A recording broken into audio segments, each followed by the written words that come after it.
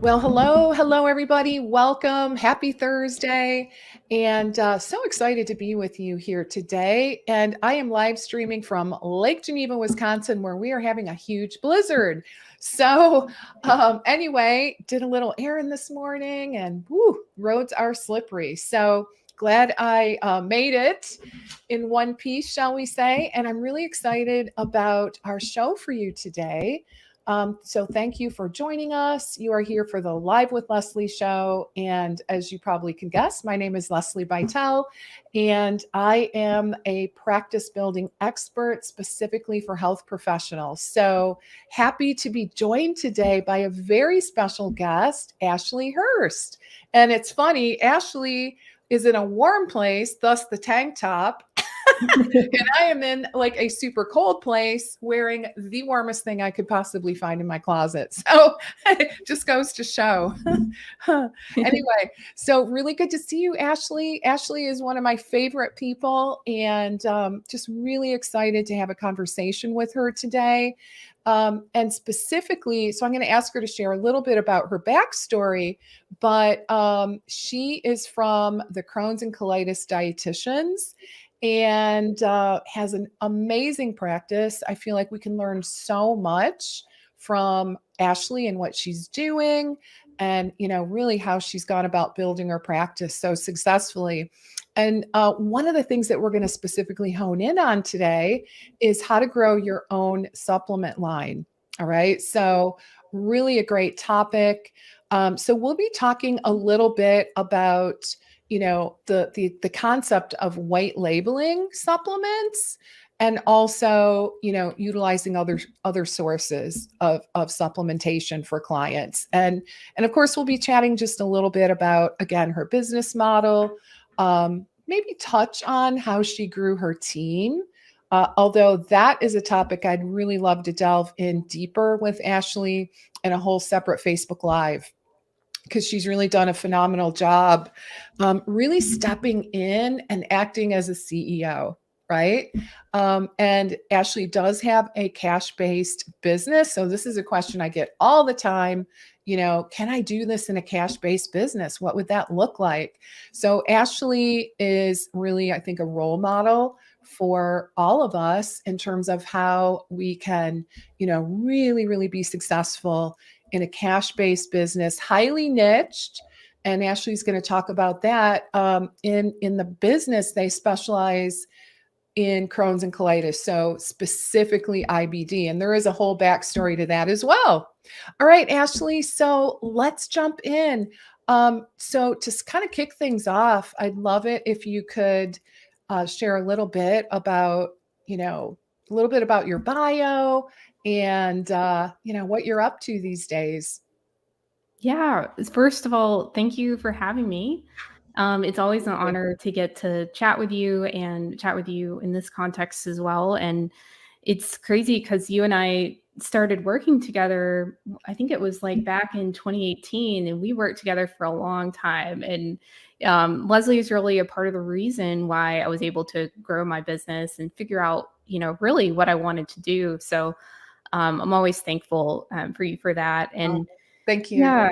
yeah. So I started my business, private practice started a business about 13 years ago, but I started my private practice back in 2015 and just really struggled from the start with trying to navigate that financial piece like a lot of us do. And then when I worked with Lesli, she really helped me get a lot more niche down on, who I actually wanted to work with, what I wanted to get out of it. And that really transformed my journey moving forward. So, in 2020, I believe it was when I finally decided to do just Crohn's and ulcerative colitis, and that really allowed my business to really take off. Yeah, tell everyone a little bit about what you were doing prior to niching down, because this is super, super interesting. In part because quite often, and I'm sure you can remember this day, Ashley, I remember it very well.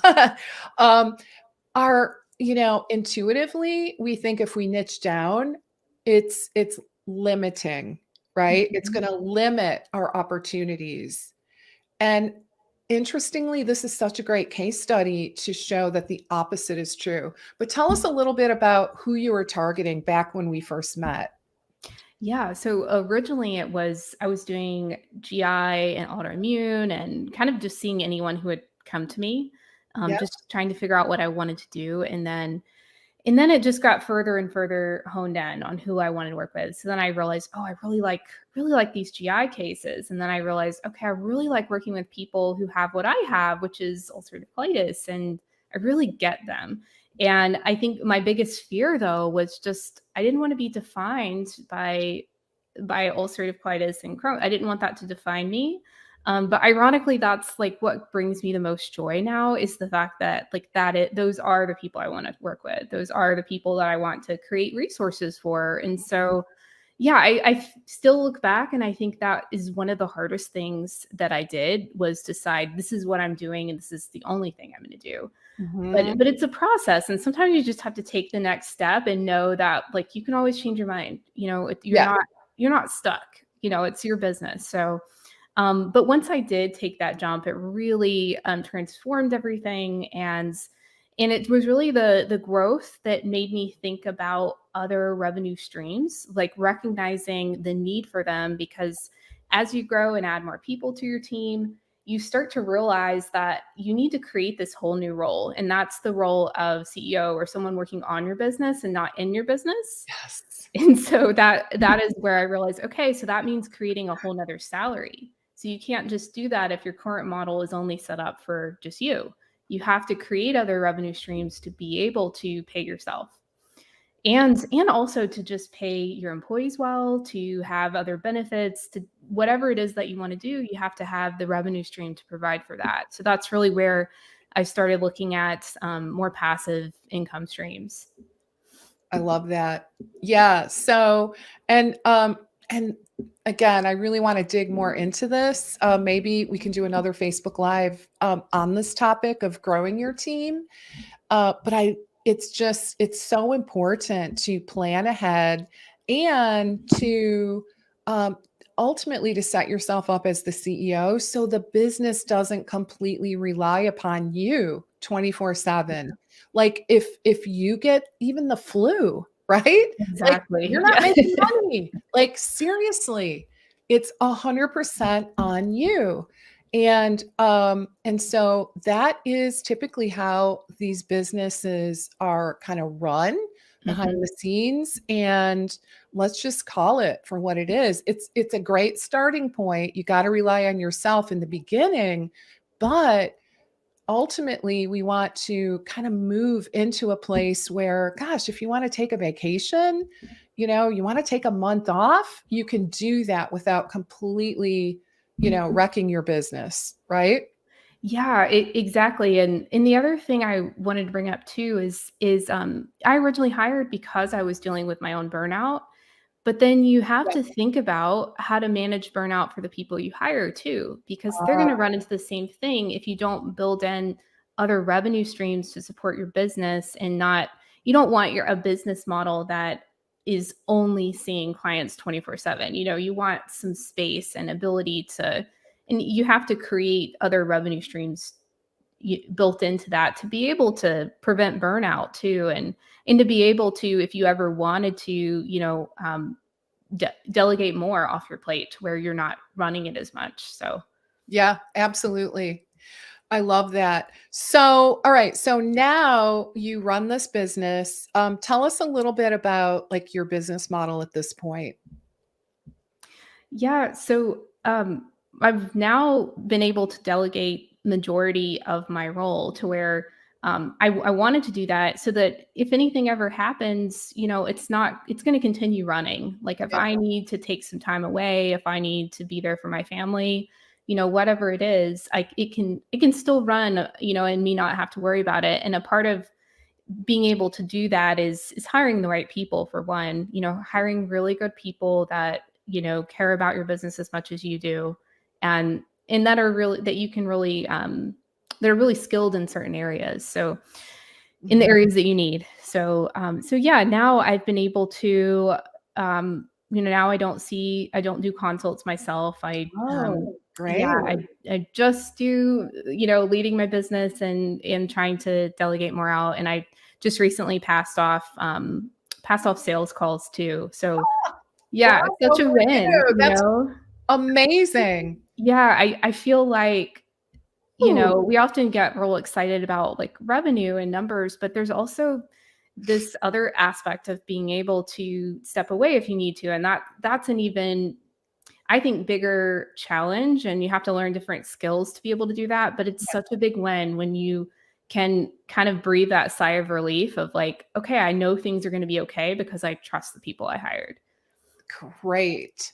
So, yeah, so you got my curiosity piqued because when we were working together, we decided, at least temporarily, that you would maintain kind of the business growth area, right? So, like the sales part, because you were really well trained from working together and from your own experience in how to have those really powerful calls with potential clients that really lead to more yeses.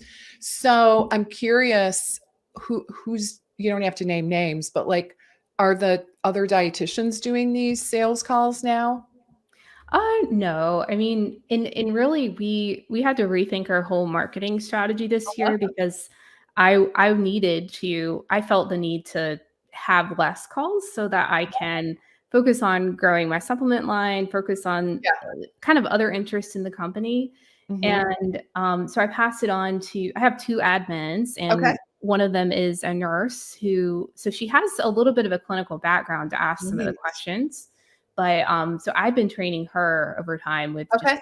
how to kind of work through really just conveying what we offer in a way that feels aligned. And, and we've also changed our website a little bit to kind Yeah. of be more to walk people through The some of process. the obstacles and, Yeah. that come up when thinking about working with someone. Okay. Yep. Yep. I noticed that. Okay.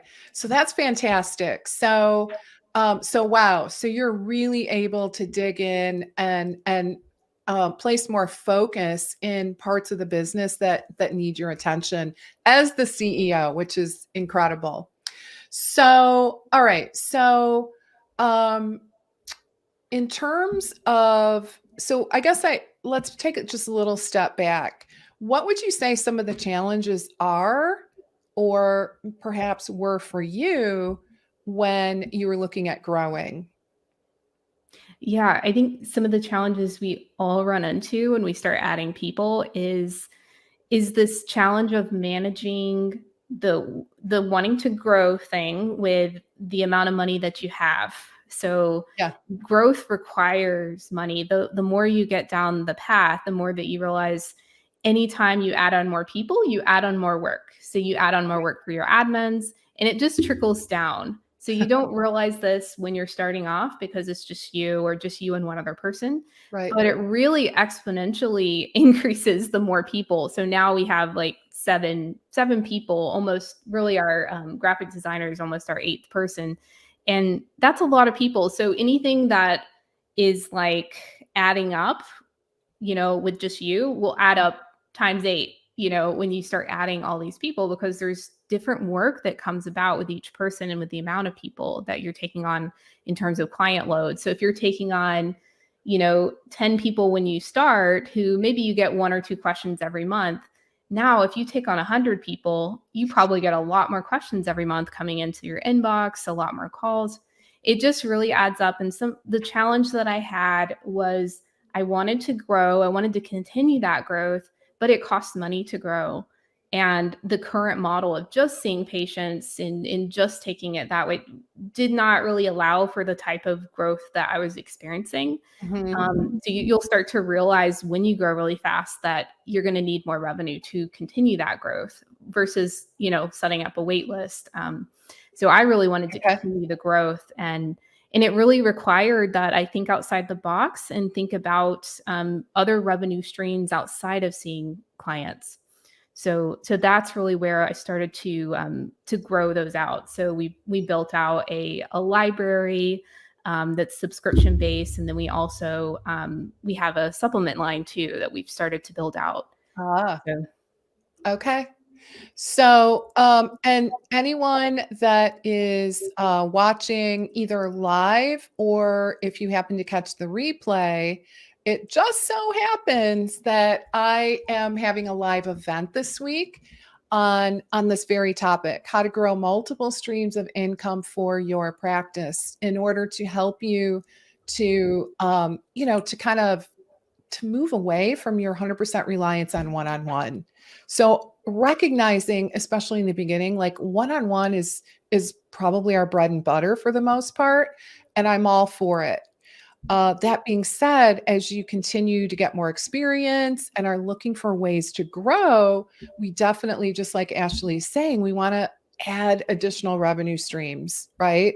So if you haven't registered, go get yourself a seat, lesliebitel.com/2023 dash MSI, which stands for multiple streams of income.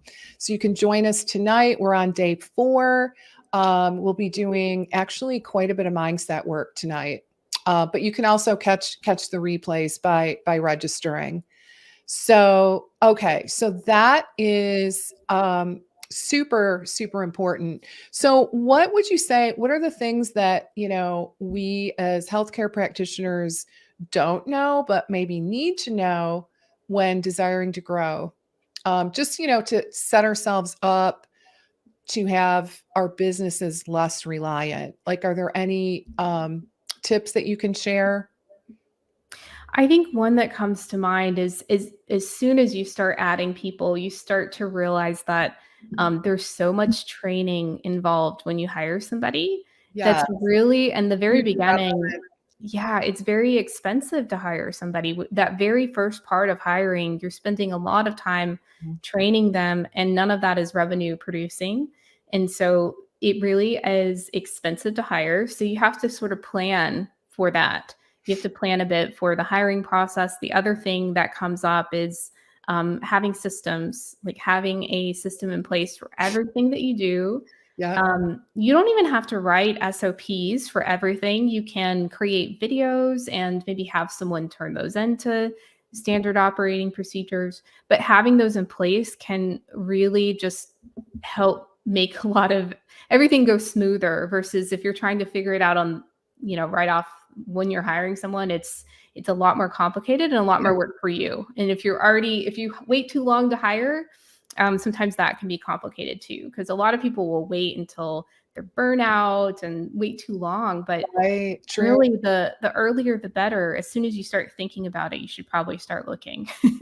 Okay. Yeah, that actually makes a lot of sense to me. And yeah, so, and I mean, I can speak from a little experience in this regard as well. Even just having like, not necessarily obviously additional practitioners, but team members helping me in my business, it is incredibly helpful and so important to have some kind of processes that are documented versus, I'm just saying, this used to be me. I had one VA and it was all in her head. Let me tell you, that did not end well. It was all in her head. And it was kind of like pulling teeth, getting it out of the head onto, some reproducible kind of format. So if you think, oh yeah, I can relate, it's all in my head. If that's you, it's probably a good first step would be to start documenting in whatever way you want. Like Ashley said, it could be videos. We use Loom for this purpose. And like a really great way to start would be just to, video document as you're working, right? And just kind of explain what the task is, why you're doing it a certain way, and just video record your screen as you go through the steps. So that alone could be a really helpful thing. Yeah, I was going to add to that too. I think one of the biggest things people face as entrepreneurs too is that our first thought is always going to be, I can't pass that on. I'm the only one that can do it. Yep. This is something everybody goes through, but you have to remind yourself too, like all of these businesses that you see, they all started with having to learn how to pass it on. It's like one of the hardest things to do is passing something on, because you're having to break it down systematically in your head, like what you do, put it on paper, and then train someone else to do it. And but you can do it. It is possible to do it and do it So relate effectively. to that. Oh my You just God. have to go through that challenge. Like full transparency here. I remember this so well, like I think 2 years ago, when I was 1 year into doing these Facebook Live broadcasts every week. So prior, I was doing it all myself, like the Wow. graphics, the description, the emails. If I had a guest, I did it all 100%. Wow. And so when I got a new team, they were like, okay, let's rethink this. And I seriously remember saying, I don't think it's possible. I Yeah. really don't think it's possible. I really think it has to be me. I cannot like visualize it. Boy, was I wrong. Oh my goodness. So It's good now to be wrong, though. it is a good wrong, seriously. But I was like, I'm just not picturing how like someone else can pick this up and run with it. And Ashley, you went through the process of working with my team, to schedule, and it's pretty much like a well-oiled machine at this point. Yeah. So like Yeah. they took it on. I mean, it's a beautiful thing, because the reality is, guys, like for the most part, I just show up. Okay. I prep Yeah. a little bit, I make recommendations on, people that I think would be a great fit for the show. Otherwise, it's a really nice place to be. I'm just saying. So It case is. in point. It's good to be wrong. And also it helps you put your ego aside and just acknowledge, like, someone can be better than you at this. Like, you Right? don't have to be the best person at it. I know. It was just so funny, because I just remember that so clearly. Like, no, I don't think it's possible. And they're like, let us try. I'm like, Yeah. all right. But so anyway, super funny. So yeah. So, and the other thing is hire people that have talents that maybe you don't have. Right. Mhm. So it's a compliment. So let's dig into our topic, and that is, this concept of private labeling, right? And really growing your own supplement line. So I'd love to kind of get the backstory on, I mean, because I'm a huge fan of full script. I love, love, love full script. It's so easy. And you do have like a 35% profit margin if assuming you don't pass any of the discount along to your clients. So tell us a little bit about the difference here between white labeling and, utilizing a platform where it's all kind of done for you. Yeah.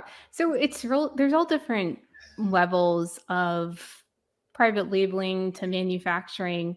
Private labeling is really where you take someone else's product and put your label on it, and something Okay. that's already been tested, formulated, all of that. And there's different levels of even that. So there's, Metagenics and Designs for Health, and there's Diamogen. There's a whole bunch of companies that offer that sort of private labeling service. And then there's steps beyond that. If you want to like change a couple of things, or if you want to formulate your own, you can do all different levels of that within that same context, all the way to shipping raw material to a location and formulating your own and having someone put those in containers. So you Wow. can do all different levels, and the difference between all these different levels is the amount of money that you have to invest in something like this. Okay. So usually private labeling is a good starting place for if you ever want to grow a supplement line, because the investment is much lower. You don't have to do any testing. You don't have to do any shipping things places or holding a lot of inventory. So it's a really good starting place for someone who wants to get into creating their own supplement line. Okay, so it would be like Designs for Health. You mentioned Right. Designs for Health and Metagenics. Those are a couple brands that I'm familiar with, and I'm assuming our audience is as well. So basically, you would say, okay, I want a private label like this probiotic or this Mhm. vitamin D, and you would get like your own branding, like maybe work with a graphics person to create a brand, and you probably also need a name, right? Right, For right. for the product, something that's Mhm. different. Okay. And then so then I guess where I could use a little clarification, and probably our audience as well, is how is that distributed? Like, tell us how that works. So you said you don't need much inventory. Yeah, Tell me so more about that. okay, so I've done both. I've done private labeling and all the way to manufacturing and holding Okay. inventory somewhere else. So where I started though was private labeling, because with private labeling, you only have to order like 10 to 20 of something. Okay. Whereas if you do something more advanced, you may have to order 2,000 or more. Mm, wow. And so 2,000 of something is a lot to keep in your house, right? Or if you're not going to put it in your house, you'll have to get a fulfillment center. Okay. So private labeling is a great and natural first step if you're wanting to create any sort of loyal following with your supplement line, so that you Okay. can grow it to wherever you want it to go. The good thing about private labeling is that you get slightly more of a margin of profit compared to if you are using something else like full script, Okay. you'll get a little bit of a Is it like larger margin. 50%? Yeah, around 50%, which I think Okay. full script is like 35, Yep. which is it's just all about how much work you wanna do versus how much Right. profit you wanna get. Okay. All right. So you've got like maybe an extra 15%, right? To play with, which can be quite significant. So how, like, just to kind of play with the numbers a little bit, because then you're responsible for the fulfillment, right? And the shipping. Am I Right. correct? So like when you add it all up, like how do things land, in terms of your profit? Like how, would you say it goes down by, like another 10%? So from 50 to like maybe 40, or what would you say? Well, the thing with private labeling is you get to decide what your price is, right? Okay. So you can decide whatever your price is. There's volume discounts too. So if you buy a Okay. larger amount, you can get discounts that way. Um, you can set it up where on the back end of your website, maybe customers pay for shipping up until a Okay. certain number, like maybe $100 or Yeah. 150, Okay. so that you're not covering the shipping costs. So that's one Got way that it. you can do that. Um, it Okay. On the front end of things, like, as you're building it, yeah, you're probably going to be the one, fulfilling orders in the beginning. So Mhm. if you have a long-term vision of where you wanna go with it, it's not a bad idea. Like, as long as you have that vision of where you wanna head and at what point will you get a fulfillment center, at what point would it make Okay. sense for you to not be doing that anymore? So for me, I started off with shipping everything myself. And, as you go, you start to learn a little bit about different, easier ways of doing it. Right. Okay. So, I started off like writing all my labels out and then going to the post office and standing in line. And then I realized, like, oh, there are places where you can get cheaper shipping. There are places where Okay. you can just print it off and it doesn't take as much Right. time. There's so many different ways that you can expedite it Okay. and cut corners a little bit with like the cost aspects. So I learned a little bit about that in the very beginning, and then at some point I started to realize, okay, I think I'm ready to give up the fulfilling myself. And so that's when I went and looked at getting fulfillment centers, and I started getting into formulating my own products and what that would look Okay. like. And that's a whole nother conversation of like how you'll dig deep and how you'll ask the questions you need to ask to be able to do stuff like that. Because there's not many resources on how to do that part. That is something you kind Right. of have to learn through doing. Okay. And the motivation for that is, you look at a product and say, gosh, I think it needs to be tweaked. I would like to see more of this and less of that. Yeah, it could be that you want a specific formulation.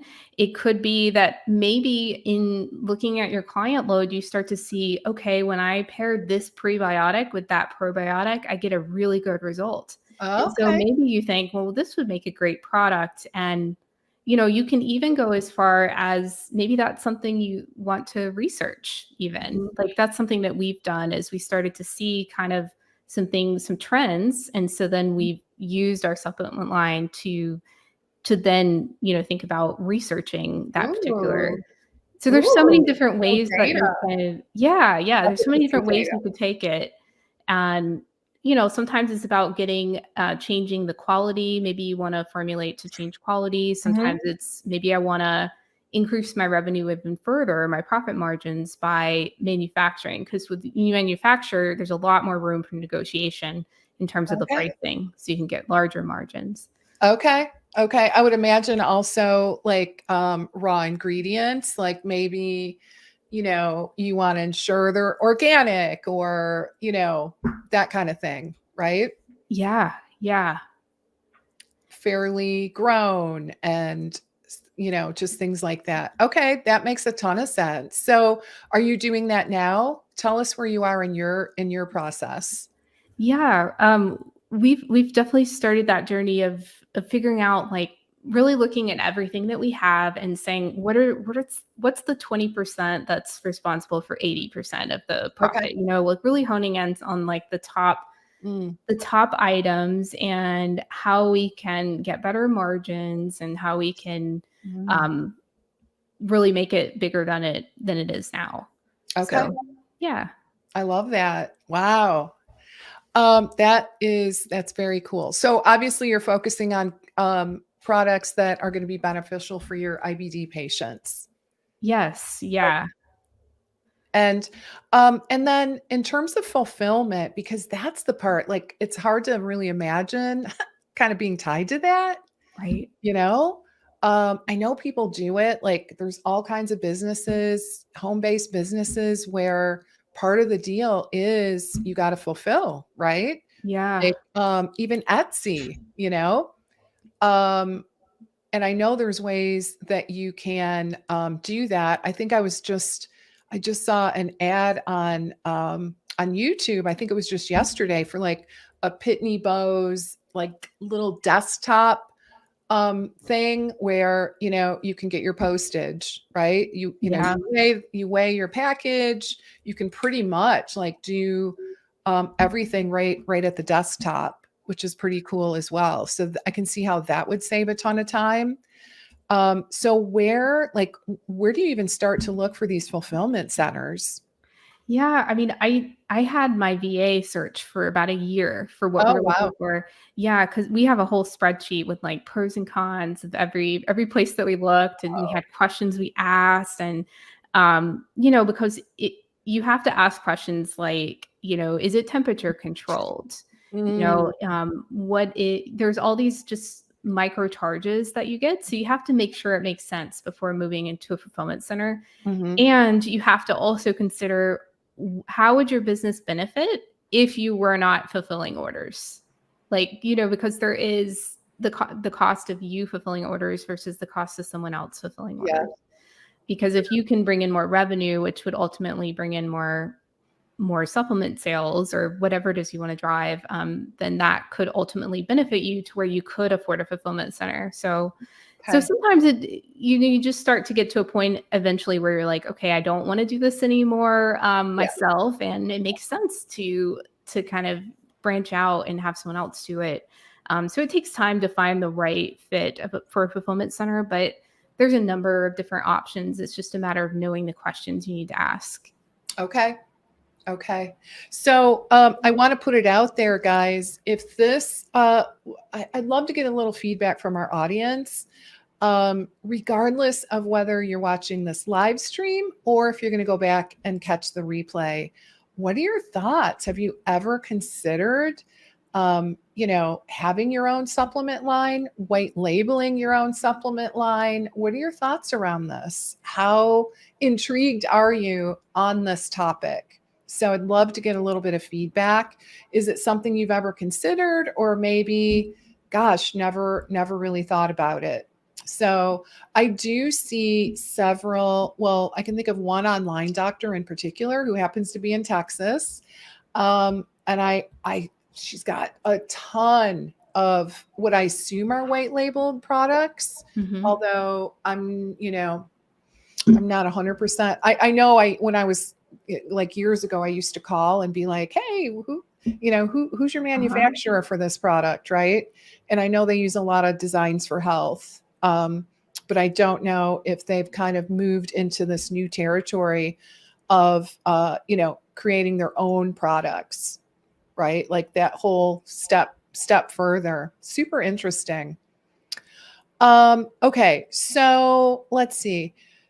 I know what we should talk about. Here's a really hot topic is let's delve into that perceived or real. I want to get your sense, although I think I can guess based on what we're talking about, that the conflict of interest potentially with, dietitians or healthcare professionals selling or offering supplements. Because I think I'd love to hear from our audience. Sometimes I think this can be a hindrance. And I get a lot of people still who say, but Lesli, is that in our scope? Is that in our scope of practice? Happens all the time. So what do you know about that? What's your take? Yeah. I mean, first off, I think of any healthcare practitioner, I think this is the most in our scope. Right. Who else do you want formulating your supplements? I mean, I don't want someone with only one nutrition course formulating my supplements, or someone who has no nutrition insight. And this is why we have products that aren't that great on the market to like everyday consumers that you see in the stores.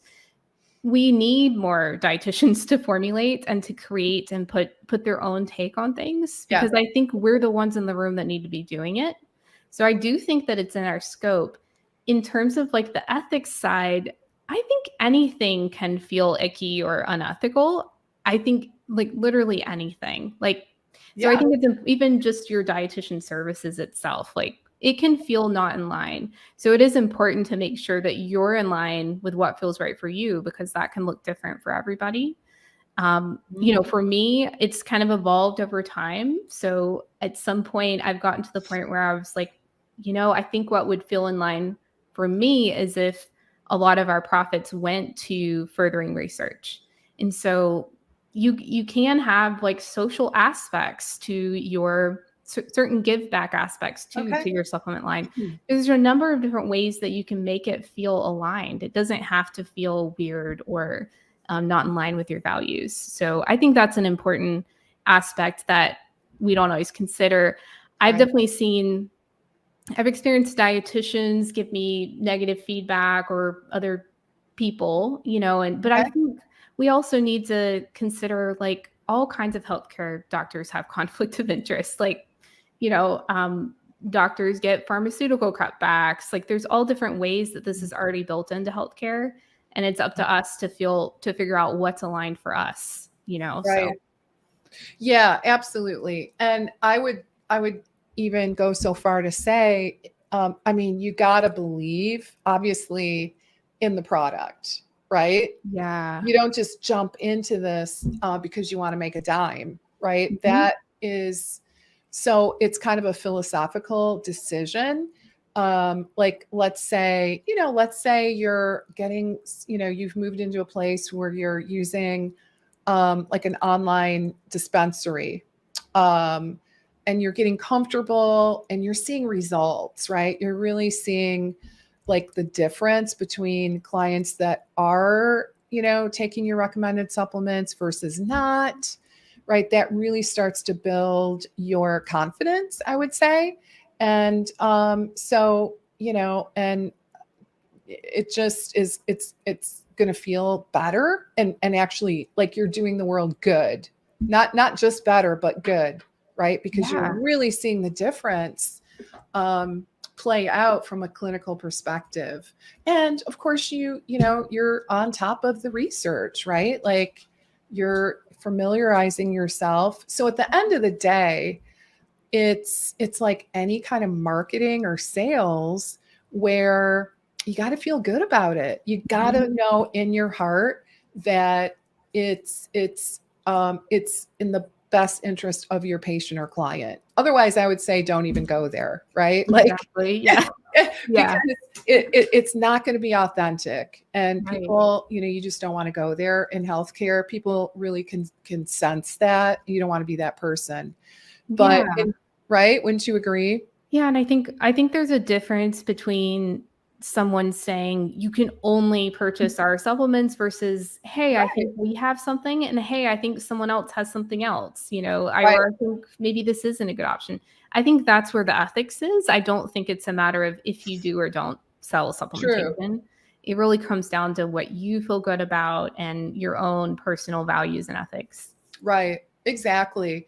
I mean, I can just speak from when I had my practice, how, when recommending supplements, and trust me, back then it was way more complicated, because you kind of had to be that middle person. And I know I've talked about that before. That was super awkward. Let me tell you, being that middle person, having to put the order in, collecting them. It was kind of a mess. But now it's super easy. And I just think it's like anything, you got to feel comfortable with it. You got to see the efficacy. You got to be on top of the research to know that you're actually helping your patients and clients, right? So it has to come from the heart in that regard. Yeah. And I think too, when you think about the products on the market, like think about, what is it? Like Centrum, like they have, is it ethical to sell a really a not as great product that maybe their markup is like, I think I have looked at their markup before, and it's significant. It's like crazy. It costs, less than $1 to make, and then they're selling it for 10. I mean, that's a big markup. And is that ethical? And to kind of piggyback on that is, like, I never felt good about recommending, like, buying stuff on Amazon. Like, how could that was me. I just was like, how can I feel good about that when I don't know how these products are being stored? I don't know, like, there's a lot of crazy things that you hear go on, especially in the world of supplements. So, so like, if I'm going to make some recommendations, of course, you can get your stuff via a different source, but as a practitioner, I can't really advocate, because I don't know where it's sourced. I don't know these fine details that could impact efficacy and safety, quite frankly. Yeah, right. Absolutely. So yeah, I think we're selling ourselves short as dietitians if we think it's out of our scope, because like who else's scope is it? It's, I mean, this is our realm. That is such a good point. Yeah. Who else's scope would it be? Exactly. Like someone with a business degree. Like, that's probably the people doing it. Yeah. That's who's doing it now. Yeah. How's that working for you? Not very well, right? So yeah, I love that. That is such a great perspective. Oh my gosh. Okay. So this is so interesting. So so I think earlier you said a good first step is kind of delving into private labeling, right? It just for like, a few steps that our audience can take to kind of explore this as an option. What would you say? Yeah, I think private labeling is a great first step, and just thinking, honestly, asking yourself, where do you want to take this? Where is your ultimate goal? And kind of looking at it as a first step, because a lot of people feel like, oh, it's like not as good to start with private labeling versus doing something, manufacturing something. But the reality is if you're going to manufacture, you're going to need at least 10 to 20 grand to manufacture something. There you go. That's an important factor.